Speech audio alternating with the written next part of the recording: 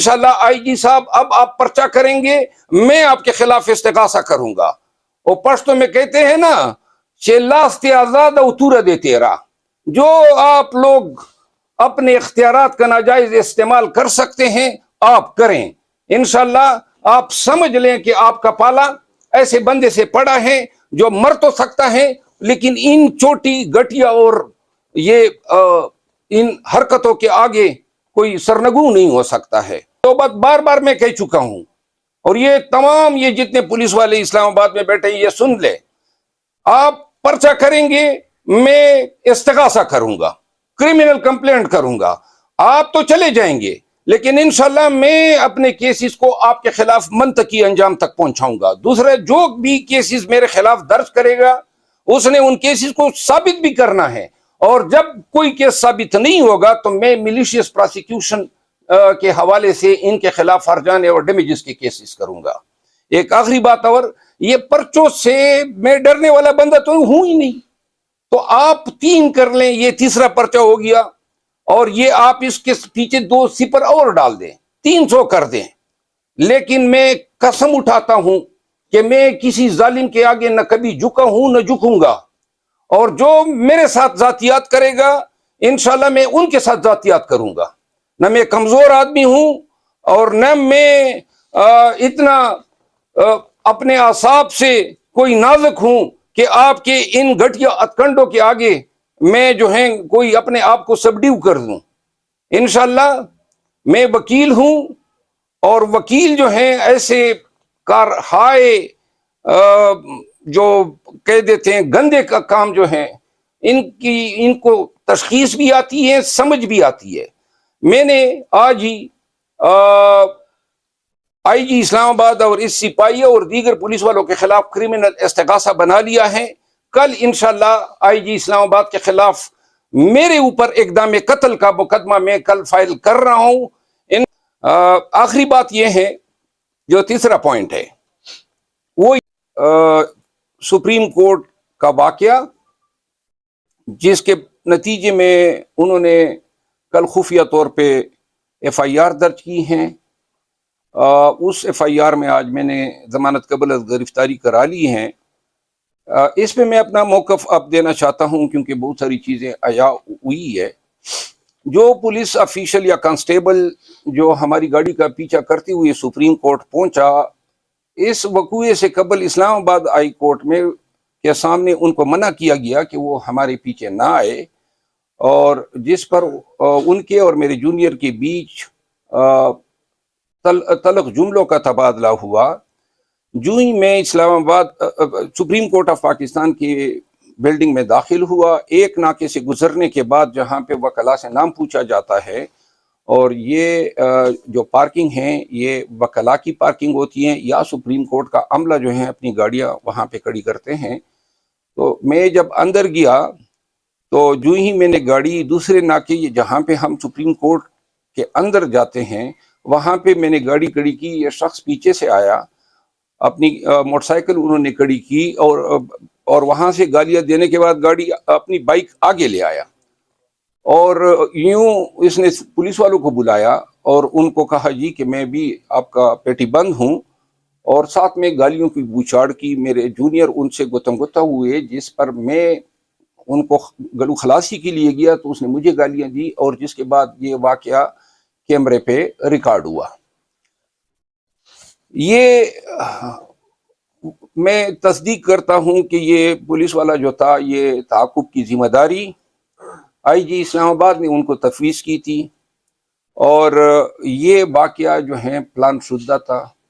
اس کے تائید میں 2-3 چیزیں میں کوٹ کرنا چاہتا ہوں. نمبر 1، ان سپاہی کو میں نہیں جانتا ہوں اور نہ کبھی اس طرح کوئی انٹریکشن ہوا. یہ حضرت جو ہیں اسلام آباد ہائی کورٹ کے سامنے کیا کر رہے تھے جبکہ یہ کہتے ہیں میں پولیس لائن میں ہوں. دوسری بات، یہ اسلام آباد ہائی کورٹ سے سیدھا اس راستے سے اندر داخل ہوتا ہے جس راستے میں داخل ہونے کے لیے انہوں نے شناختی کارڈ جمع کرنا ہے یا سروس کارڈ جمع کرنا ہے، ان کو کارڈ جاری ہونا تھا. یہ سیدھا بلا روکے یہ آ جاتا ہے میری گاڑی کے پیچھے. اس کو میرا تعاقب دوبارہ کرنے کی کیا ضرورت تھی؟ اور یہ ایف آئی آر میں لکھتا ہے کہ جی اس پر گاڑی چڑھائی گئی، تو گاڑی چڑھائی جانے کا جو یہ جھوٹ ہے، یہ وہی افنان اللہ کی ایف آئی آر کی طرح جھوٹ گڑا گیا کہ جی انہوں نے کہا کہ جی مجھے قتل کرنے کی دھمکیاں دی گئی۔ پاکستان میں آج کل پولیس کا کام جو ہے وہ جھوٹے ایف آئی آرز کرنے ہیں، پاکستان تحریک انصاف سے وابستہ لوگوں کو مقدمات میں ملوث کرنا ہے۔ تو یہ شخص جو ہیں یہ بعد میں گڑھ لیتا ہے کہ جی اس پر گاڑی چڑھانے کی کوشش کی گئی جس سے یہ بچ گیا۔ اب کسی شخص کو، کیونکہ اقدام قتل کی ایف آئی آر ہیں، تو کسی شخص کو قتل کرنے کے لیے قانون کہتا ہے کہ سب سے پہلے اس کے پیچھے کوئی موٹیو ہونا چاہیے، کوئی مینزریہ ہونا چاہیے۔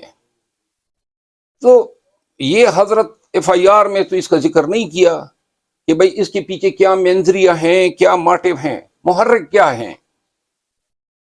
پھر جو ہے یہ وضاحت دے ہی نہیں سکتا ہے کہ کس طرح دندناتا ہوا، گالیاں نکالتا ہوا، دھمکیاں دیتا ہوا یہ مسلح، کیونکہ بعد میں پتہ چلا کہ یہ جب زمین پہ گرا تھا تو اس کے پاس پستول تھی، جس کا بعد میں مجھے میرے لوگوں نے بتایا، اور ہم اس وقت اس سے چھین لیتے اگر مجھے علم ہوتا۔ مسلح یہ سپریم کورٹ میں اندر گھستا ہے، پولیس والے کیوں اس کو روکتے نہیں ہیں؟ پولیس والے جو ہیں اس کی انٹری کیوں نہیں کرتے ہیں؟ اس کو کارڈ کیوں نہیں جاری کرتے ہیں؟ پھر یہ جب وہاں پہ پہنچتا ہے، کیمرے میں نظر آ رہا ہے میری گاڑی کے آگے بائک کھڑی کرتے ہی ساتھ میں للکارے مارتا ہے، پولیس والوں کو بلاتا ہے، پھر اس کی گالیاں اس ویڈیو میں سنی جا سکتی ہے۔ تو یہ گالیاں نکالتا ہے، کس طرح ایک سپاہی کی اتنی اوقات ہو سکتی ہیں، اس کی اتنی حیثیت ہو سکتی ہے کہ کسی سپریم کورٹ کے وکیل کے پیچھے اندر سپریم کورٹ میں گھس کے اس طرح کا ارتکاب کریں، اس طرح جرم کریں۔ اب بات یہاں پہ ختم نہیں ہوتی ہے، بات آگے یہ چلتی ہے کہ اچانک کوئی پراسرار ویڈیو میکر، ویڈیو بنانے والا اس 35-40 سیکنڈ کی وقوعے کے لیے اس کا کیمرہ تیار رہتا ہے، اور وہ ویڈیو بھی بن جاتی ہیں۔ یہ وہ جگہ ہیں جہاں پہ لوگ اندر اور باہر، آگے ویڈیو والے کا وہاں پہ موجود ہونا، اور وہ ویڈیو والا ابھی تک سامنے ہی نہیں آیا ہے کہ وہ کون شخص تھا۔ اس کا مطلب یہ ہے کہ منصوبہ بندی کے تحت ویڈیو بنانے والے کو وہاں پہ کھڑا کیا گیا تھا۔ منصوبہ بندی کے تحت بقایا پولیس والے آئے جنہوں نے اس کے ساتھ مل کے میرے جو گارڈز تھے یا جو میرے جونیئر تھے ان کے ساتھ ہاتھا پائی کی، اور اس کا مطلب یہ ہے کہ یہ ساری منصوبہ بندی صرف اس ایف آئی آر کو درج کرنے کے لیے کی گئی تھی۔ یہ شخص مسلح آیا تھا، اور اس حوالے سے پولیس کا یہ فرض تھا کہ اس شخص کو گرفتار کرتے۔ الٹا چور ڈانٹے کوتوال کو یہ جاتا ہے تھانہ سیکریٹریٹ، اور وہاں سے پرچہ برآمد ہوتا ہے فوراً۔ ہم یہاں پہ ایسے پرچے کروانے کے لیے 1 مہینہ لگ جاتا ہے، 22 کرتے ہیں، پرچے درج نہیں ہوتے۔ ان حضرت کا پرچہ 506، 324، 352 کے تحت درج ہوتا ہے، اور 352 یعنی اس کا مطلب یہ ہے کہ یہ سارا سٹیج اس ایف آئی آر کے لیے تیار کیا گیا تھا، اور اس ایف آئی آر کے آرکیٹیکٹ، اس پورے ڈرامے کے تخلیق کار وہ آئی جی اسلام آباد ہیں، جس کے خلاف میں متعدد کیسز میں انہوں نے پاکستان تحریک انصاف